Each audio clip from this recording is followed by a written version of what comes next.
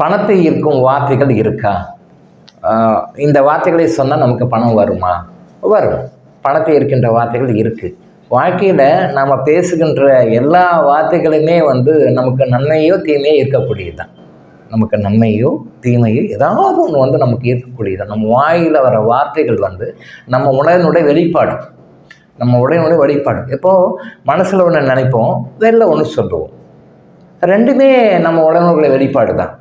வெளியில் ஒன்று பேசுவோம், அதே ஆப்போசிட்டாக மனசுக்குள்ள உள்ள ஒன்று நினைப்போம். ஃபார் எக்ஸாம்பிள், இந்த நேரத்துக்கு யாராவது ஒருத்தர் வராங்க அப்படின்னு சொல்லி சொன்னால், இவன் ஏன்டா இந்த நேரத்துக்கு வந்து தொலையான் அப்படின்னு சொல்லி கெட்ட வார்த்தை சொல்லி திட்டுவோம் மனசுக்குள்ளே. ஆனால் வெளியில் வாங்க வாங்க வாங்க எப்படி இருக்கீங்க, இப்போ தான் வரீங்க அப்படின்னு சொல்லி சொல்லுவோம்.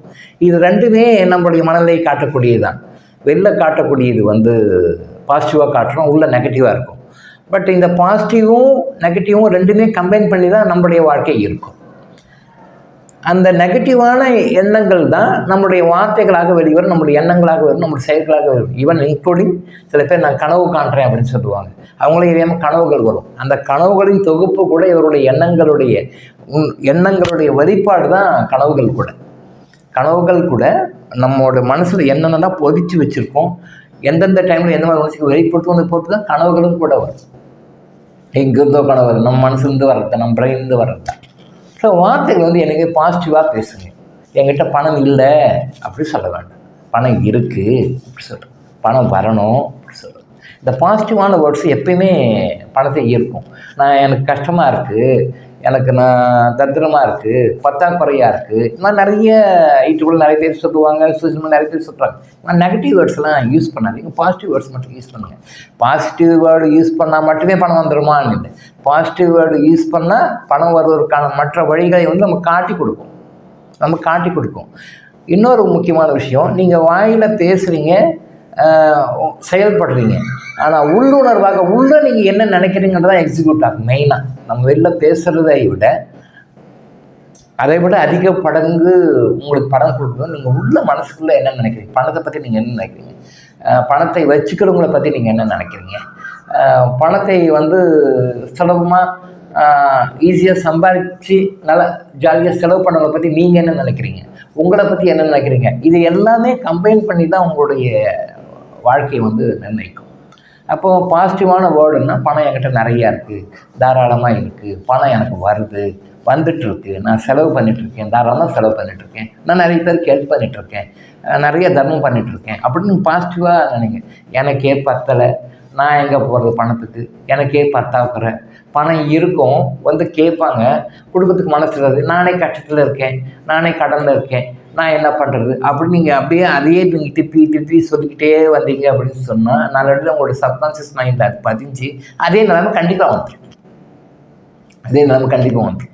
பணம் கொடுக்க முடியல கேட்குறாங்க, ஒருத்தர் கொடுக்க முடியல அப்படின்னா அதுக்கு வேறு ஏதாவது ரீசன்ஸ் சொல்லுங்கள். ஆனால் என்கிட்ட பணம் இல்லைம்மா, நான் என்ன பண்ணட்டும், நானே கடன் வாங்கியிருக்கேன், நானே கடன்காரனுக்கு வட்டி கொடுக்க முடியல, நானே எவ்வளோ பிரச்சனையில் இருக்கேன், நான் எங்கே உனக்கு கொடுக்குறது. ஆனால் பணம் பேங்க் டெபாசிட்டில் வச்சுருப்பாங்க. என்கிட்டயே பணம் இல்லை, நான் என்ன பண்ணுறோம். நகை ஏதாவது கொடுக்கலாம் அப்படின்னா கூட எல்லா நகையும் கொண்டு போய் எங்கள் வீட்டுக்காரர் அடமானம் வச்சுட்டு இருக்கிறாரு, பேங்க்கில் இருக்குது.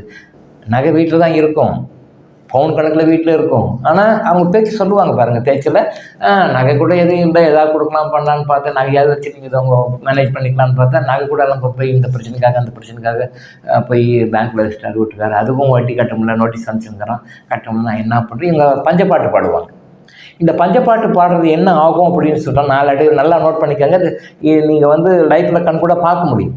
இந்த பஞ்சப்பாட்டு பாடுறாங்க பார்த்தீங்களா, அந்த பஞ்சப்பாட்டு பாட ஒரு ஸ்டேஜில், ஒரு குறிப்பிட்ட ஸ்டேஜில் நீங்களோ உங்களுடைய வாரிசுகளோ டெஃபினட்டாக அந்த பஞ்சப்பாட்டு பாடக்கூடிய அந்த நிலைமை அனுபவிக்கணும்னு சொல்லி கண்டிப்பாக வரும்.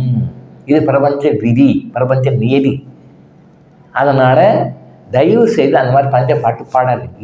இருக்குன்னு சொல்லுங்கள், இருக்கிறத கொடுங்க, என்னால் இவ்வளோ முடியும் கொடுங்க, இவ்வளவும் செய்யுங்க. ஆனால் உங்களால் முடியல அப்படிங்கும்போது நீங்கள் எஸ்கேப் ஆகிறதுக்காக, தப்பிக்கிறதுக்காக, ஏன்னா இந்த கஷ்டம் நானும் நிறைய பேர் அனுபவத்தை பார்த்துருக்கேன், கிளைண்ட்ஸும் நிறைய பேர் சொல்லுவாங்க. எல்லா சூழ்நிலையும் வாய்ப்பு இருந்தாலும் கூட கொடுக்க மனசு இல்லை அப்படின்றதுனால ஏதாவது ஒரு பொய்யான ரீசன்ஸ் எல்லாம் சொல்லுவாங்க. இந்த பொய்யான ரீசன்ஸ் எல்லாம் ஒரு நாளைக்கு மெய்யாக மாறிவிடும். இதுதான் ஃப்ரீக்வன்சி. இந்த பொய்யாக சொல்லுகின்ற காரணங்கள் ஒரு காலத்தில் உண்மையாக மாறிவிடும். அண்டர்லைன் பண்ணிக்க வேண்டிய விஷயம். அதனால் தயவு செய்து வார்த்தைகளை பாசிட்டிவாக பேசுங்க. வார்த்தை சாதாரணமான கிடையாது. உள்ளேருந்து வெளியே வர்றது நம்முடைய ஃப்யூச்சரையும் நம்முடைய ப்ரெசன்ஸையும் இந்த ப்ரெசன்ட் டைமையும் ரெண்டையுமே பேலன்ஸ் பண்ணக்கூடியது நம்முடைய வார்த்தைகள், எண்ணங்கள். அதனால் வார்த்தைகளுக்கு இம்பார்ட்டன்ஸ் கொடுங்க, நான் தவறுன்னு சொல்ல. அந்த வார்த்தையை விட இன்னொரு ஸ்டெப் அதிகமாக இம்பார்ட்டன்ஸ் கொடுக்குறது உங்களுடைய எண்ணங்கள், தாட் ஃபார்ம்ஸ் தான். உங்களுடைய எண்ணங்கள் பாசிட்டிவாக இருக்கணும். உங்களுடைய எண்ணங்கள் அடுத்தவங்களுக்கு ஹெல்ப் பண்ணக்கூடியதாக இருக்கணும். உங்களுடைய எண்ணங்கள் அடுத்தவங்களுக்கு உதவக்கூடியதாக இருக்கணும். அடுத்தவங்களுக்கு உதவ முடியாத ஒரு சூழ்நிலை கடவுள் எப்பவுமே கொடுக்க மாட்டார். நம்ம எந்த வகையில் உதவலான்றதை நம்ம யோசனை பண்ணி தெரிஞ்சுக்கணும். யாரையும் பொதுவாகவே மனிதனுடைய படைப்பு அவன் தான் மட்டும் வாழாமல் தன்னை சார்ந்த சமூகத்திற்கு ஏதாவது செய்யணுன்ற மாதிரி தான் கடவுள் படைச்சிருக்காரு. ஆனால் 99% ஆஃப் த பீப்புள் தன்னையும் தன் குடும்பத்தையும் தன் மனைவி மக்களையும் தன் சுற்றத்தாரையும் மட்டுமே தான் பார்க்குறாங்க. இதையெல்லாம் தாண்டி இந்த சமுதாயத்திற்காக, இந்த மக்களுக்காக, இந்த உலகத்துக்காக ஏதோ ஒரு விஷயத்தை நாம் மற்றவர்களுக்கு செய்தோம் அப்படின்னு சொன்னால், எப்போ நாம் அதை செய்ய ஆரம்பிக்கிறோமோ, எந்த டைமில் நம்ம அதை செய்ய ஆரம்பிக்கிறோமோ, அப்போ நமக்கு உண்மையான பாசிட்டிவான பலன்கள் நமக்கு கிடைக்க ஆரம்பிக்கும். இதை புரிந்து கொண்டு வாழ்க்கையில் பாசிட்டிவான வேர்ட்ஸை பேசுகிறதோடு மட்டும் இல்லாமல் பாசிட்டிவான விஷயங்களை நினைங்க, பாசிட்டிவான விஷயங்களை எக்ஸிக்யூட் பண்ணுங்கள், பாசிட்டிவாக நடந்துக்கோங்க.